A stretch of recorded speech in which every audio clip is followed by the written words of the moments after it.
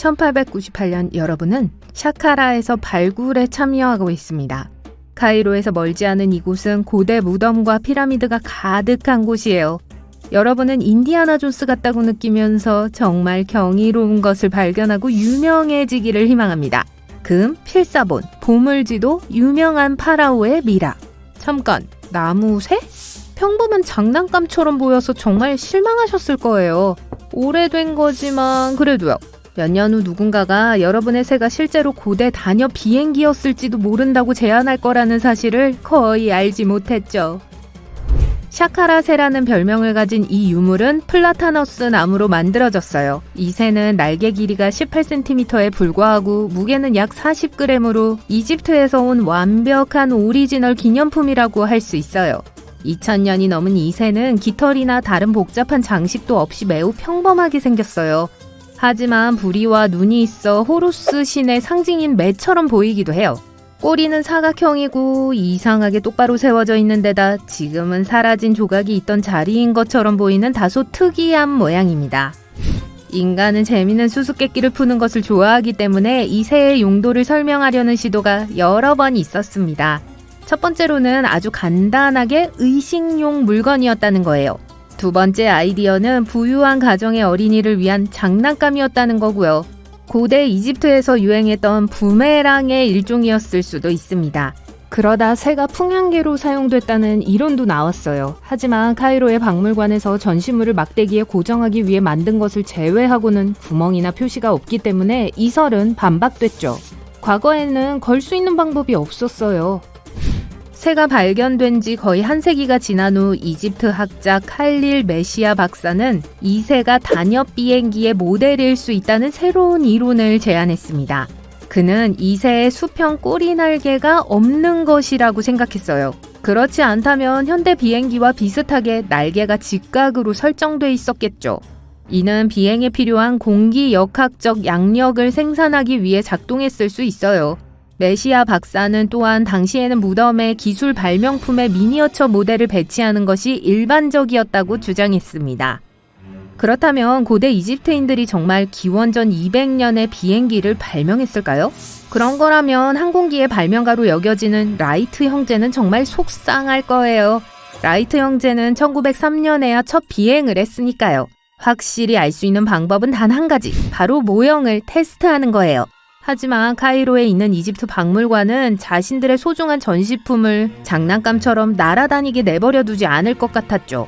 그래서 글라이더 디자이너 마틴 그레고리는 이번에는 발사나무로 비슷한 모형을 만들었고 꼬리 날개가 없어도 비행기로서는 별 문제가 없다는 결론을 내렸습니다. 사건이 해결된 걸까요? 아니요. 히스토리 채널은 공기역학 전문가를 초빙해 새의 또 다른 복제품을 제작했습니다. 샌더스는 이집트와 비슷한 기상 조건에서 이 비행기를 테스트했고 작은 비행기의 능력에 깊은 인상을 받았죠. 파라오 시대의 비행기의 프로토타입을 발명했다면 오파츠의 좋은 예가 될 수 있었을 거예요. 기술이나 역사 측면에서 시대를 훨씬 앞선 유물, 즉 시대를 벗어난 유물 말이에요. 그리고 샤카라 새가 이러한 혁신적인 개념의 유일한 예는 아닙니다. 1901년 한 그룹의 다이버들이 그리스 안티키테라 섬 근처의 수중 난파선에서 안티키테라 메커니즘을 회수했어요. 세계 최초의 며칠 동안 이 숲을 돌아다녔습니다. 뭔가를 마시고 먹고 자고 싶으시군요. 무서운 동물의 울음소리 때문에 밤에도 쉴 수가 없습니다. 주변의 모든 것이 축축하고 극한의 주의가 느껴져요. 희망은 없지만 여러분은 계속 덤불 속을 걸어다니고 있어요. 그때 갑자기 저기 나무 뒤로 뭔가의 움직임이 보이는 것 같아요. 정체가 무엇일까요? 곰? 표범? 늑대? 이 위험한 놈들 중 그 누구라도 절대 마주치고 싶지 않으실 겁니다. 하지만 아니에요. TV에서 봤던 구조 로봇들이에요. 수십 대의 기계가 여러분을 찾아왔어요. 개 정도 크기의 거미처럼 생겼네요. 이 생김새 덕분에 로봇은 나무로 오르고 산 정상에 도달할 수 있습니다. 그들의 몸은 큰 높이에서 떨어져도 견딜 수 있고 야생동물, 불, 물을 만나도 아무 문제 없어요. 이 기계 거미들은 동작 센서와 현대의 열 이미지 기술 덕분에 여러분을 찾아낸 거예요. 미래의 로봇들은 이런 모습일 겁니다. 그리고 여기 오늘날의 로봇들을 소개하죠. 꼬리가 달린 부드러운 로봇 베개입니다. 여러분이 만졌을 때 꼬리를 움직일 수 있거나 말 수도 있습니다. 다음 목표는 뭐죠? 화성을 식민지 삼는다고요? 네, 준비됐습니다. 제 베개를 좀 가져와야겠네요. 조깅을 하면서 토마토를 먹고 싶을 확률이 얼마나 돼요?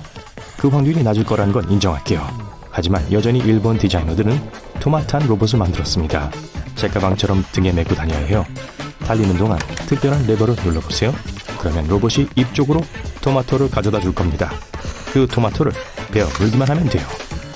20세기 중반 화학자 윌리엄 라슨과 앤서니 파이넬리는 튜브 없는 타이어에 대한 아이디어를 생각해냈습니다. 빨간색, 노란색 또는 녹색으로 칠할 수 있었죠. 타이어는 반투명했어요. 기술자들은 그 안에 18개의 전구를 넣었습니다. 이 타이어 디자이너들은 사람들이 이 아이디어를 분명히 좋아할 것이라고 확신했어요. 그러니까 바퀴의 색이 옷의 색깔과 일치하도록 만들 수 있잖아요. 안타깝게도 이 빛나는 타이어는 판매되지 않았어요. 아름답긴 했지만 전혀 실용적이지 않았거든요. 만약 목욕할 때 항상 스마트폰을 가지고 들어가신다면 여러분을 위한 발명품이 있어요. 코에 붙는 스타일러스예요. 손가락이 젖었을 때 이걸로 화면을 터치할 수 있어요. 이 기기의 개발자는 이 발명품이 여러분을 더 생산적으로 만들어줄 것이라고 확신했어요. 스타일러스가 스마트폰이 젖지 않도록 도움을 줄 수 있겠지만 목이 아프겠네요. 딱풀 형태의 버터 용기는 어때요? 이 발명품이 있다면 아침에 샌드위치를 만드는 게 훨씬 쉬워질 거예요. 가장 큰 문제는 진짜 딱풀과 헷갈려선 안 된다는 거예요. 버터 스틱에 베이컨 립밤도 추가해보죠. 이 제품은 이미 온라인에서 판매되고 있습니다. 외출하기 전에 튀긴 베이컨 한 조각을 입술에 문지른다고 상상해보세요. 제 취향은 아니지만 모두 입맛이 다르니까요. 인류 역사상 가장 특이한 교통수단을 만드는 방법에 대한 설명을 드리죠. 1단계, 바닥에 레일을 놓습니다. 2단계, 위에 러닝머신을 올립니다. 3단계, 이 러닝머신에서 말들을 달리게 합니다. 1850년에 건설됐었고 임펄소리아라는 이름이 붙은 진짜 운송수단이에요. 놀랍게도 교과적인 교통수단이었어요. 로코모티브는 시속 11km의 속도로 움직일 수 있고 20대의 마차를 끌 수 있었어요. 하지만 증기기관 기차가 더 편리한 것으로 밝혀졌죠. 1975년 광거업계에서 일하던 게리 달은 기발한 계획을 세웠습니다. 멕시코 해변 중 한 곳에서 발견된 부드러운 돌을 애완동물로 팔기 시작한 거예요. 사람들은 이 아이디어를 좋아했어요. 돌을 데리고 공원을 산책할 필요가 없습니다. 아침에 짖지도 않고 밥을 먹일 필요도 없습니다. 돌은 그냥 선반 위에 예쁘게 놓여 있어요. 이 청동 메커니즘은 태양, 달, 행성, 별의 위치는 물론 달의 위상, 다가오는 일식 날짜, 심지어 달이 하늘을 통과하는 속도까지 알 수 있었어요. 누가 어떻게 어디서 만들었는지 아무도 확신하지 못합니다. 하지만 당시로서는 매우 정밀하고 너무나 발전된 기술이라는 건 분명해요. 세계 최초의 수세식 화장실은 20세기 중반에 발명됐어요. 농담이에요. 지중해 크레타 섬의 고대 미노아 문명과 인더스 밸리 문명은 약 4,000년 전 동시에 이 놀라운 발명품을 만들어냈어요. 배관과 위생시설이 너무 잘 갖춘 이상하게 생긴 금속 디스크를 보세요. 한 인터넷 사용자가 평범한 사워크림 감자칩 패키지에서 이 물건을 발견했다고 주장했습니다. 디스크 표면에는 일련 번호, 무게, 금속 활자 정보가 새겨져 있었어요. 안타깝게도 이 물건은 고대 동전이 아니며 박스 상품도 아니에요. 포장 결함의 결과죠. 제조업체는 엑스레이 탐지기가 제대로 작동하는지 테스트하기 위해 금속 테스트 물체를 일부 포장에 넣습니다. 이를 통해 파편이나 작은 이물질 같은 자성 쓰레기가 봉투에 묻어 기계에 들어가는 것을 방지하죠. 이상적으로는 엑스레이 시스템이 금속 물체가 있는 모든 패키지를 감지하여 분류해야 합니다. 하지만 때때로 예외가 발생해요. 따라서 과자에서 이와 같은 것을 발견하면 다른 사람들의 안전을 위해 제조업체에 연락하는 것이 좋습니다. 그들은 내부 조사를 수행해서 금속 탐지기를 수리하고 흐름을 문서화해야 할 거예요. 하지만 가장 중요한 질문은 먹어야 하느냐, 먹지 말아야 하느냐입니다. 감자칩은 먹어도 되겠지만 컨베이어에 떨어졌을 때 디스크가 완전히 위생적이지 않았다는 점을 염두에 두세요. 하지만 걱정하지 마세요. 보통 제조업체는 사과의 표시로 제품 몇 상자와 상품권을 보내줄 거예요. 포장의 미스테리에 대해 이야기하고 있으니 신발 제조업체가 왜 종종 상자에 이 작은 태그를 붙이는지 알고 계셨나요? 어떤 경우에는 신발 제조에 사용된 재료의 샘플을 보여주는 경우도 있습니다. 하지만 어떤 태그는 상단에 특별한 구멍이 있거나 작은 체인이 달려 있어서 신발끈이나 열쇠고리의 장식으로 사용할 수 있는 다용도 기념품처럼 보이기도 하죠. 그런데 금속 신발 태그는 겨울 코트나 가방을 위한 훌륭한 지퍼풀이 될 수 있어요. 어쨌든 고객에게 브랜드를 상기시킬 수 있는 또 다른 기회예요. 그러니까 새 신발 상자에서 이런 태그를 발견하면 서둘러 쓰레기통에 버리지 마세요. 언젠가는 희귀한 빈티지 제품으로 경매에 붙여질지도 모르니까요.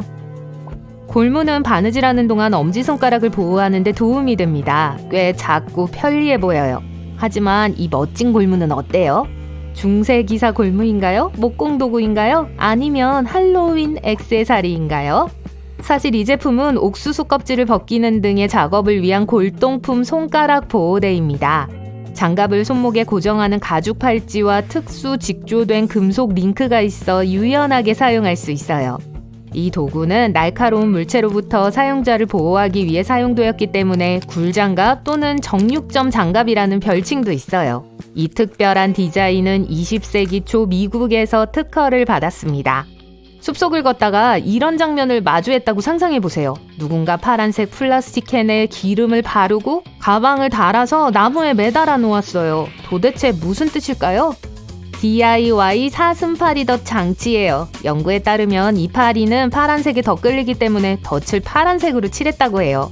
일반적인 파리와 달리 사슴파리는 물린 부위에 통증을 유발하여 알레르기 반응을 일으키고 질병을 퍼뜨릴 수 있습니다. 따라서 이 성가신 파리에 관심을 피하고 싶다면 하이킹할 때 밝은 파란색 옷을 입지 마세요. 아래에 있는 쓰레기 봉투는 덧을 사용한 후 캔을 버리기 위해 일부러 남겨둔 것일 수 있습니다. 신사숙녀 여러분, 안전벨트를 매세요. 무릎도 잊지 마세요.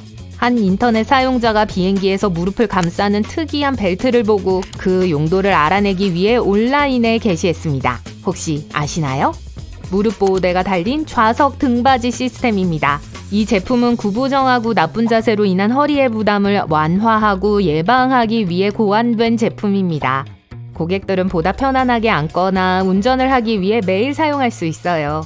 인체공학적 의자와 달리 이 시스템은 매우 편리하고 휴대가 간편해요. 심지어 나사 우주 비행사들도 우주 임무 중에 몸을 보호하기 위해 사용했어요. 이상하고 신비한 물건으로 가득 찬 마녀 병을 발견한 적이 있나요?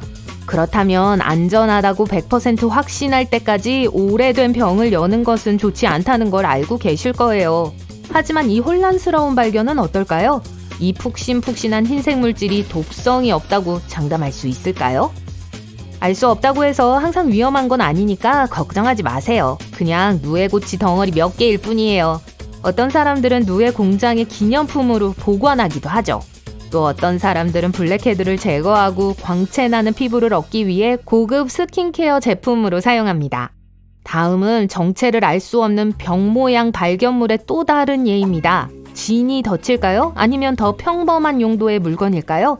실망시켜 죄송하지만 그냥 오일 램프일 뿐이에요. 모든 사람이 전기를 사용하기 전에는 이 무겁고 정교한 도구가 빛을 내는 데 도움이 되었습니다.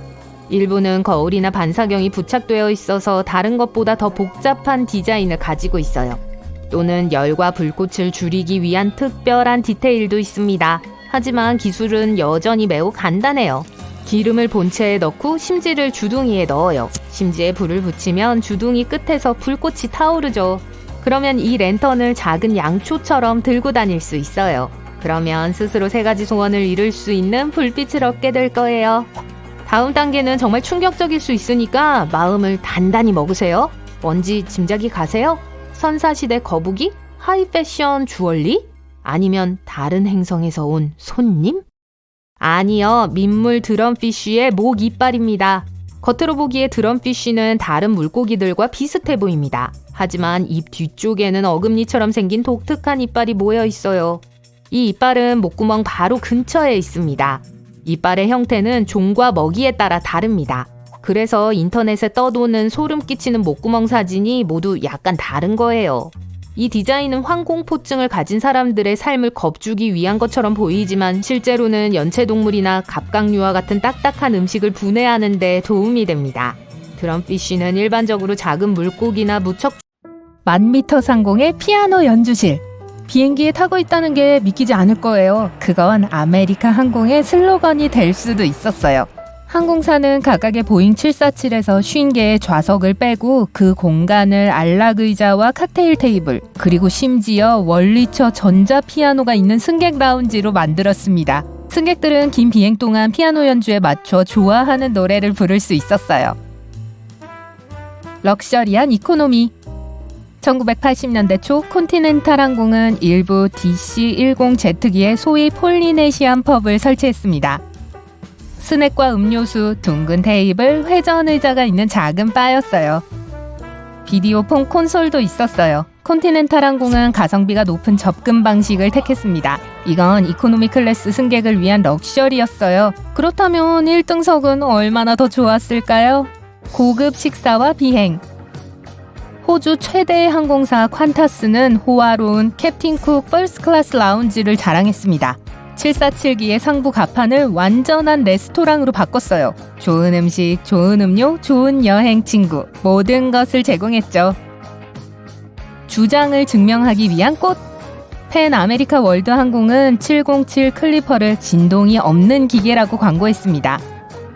비행 중 승객들의 무릎 위에 물이 쏟아지지 않는다는 걸 보여주기 위해 각각의 테이블에 신선한 꽃을 꽂은 꽃병을 놓았죠.